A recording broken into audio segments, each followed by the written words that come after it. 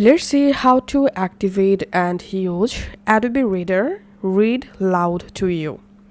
Go to your Adobe Reader and open your PDF file, then click on Menu, hover over on View, and hover over on Read Out Loud. And now we have to activate Read Out Loud option.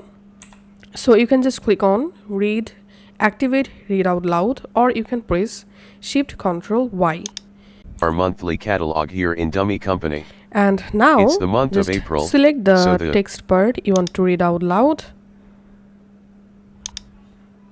Our monthly catalog here in Dummy Company. And here we can see now It's the Adobe month of Reader April, is so speaking this text. So that's we how are you can featuring select text interior to design read products out. for the living And room then and again the go kitchen, to Menu, hover all of over which are based on on the View, idea of giving off a Read light Out and calm Loud, mood for and the here happy you can pause homemakers. and we can see If this the is what you came for, keyboard shortcut have to a good pause, time reading keyboard through. shortcut for stop, and you can also enable read out only this page.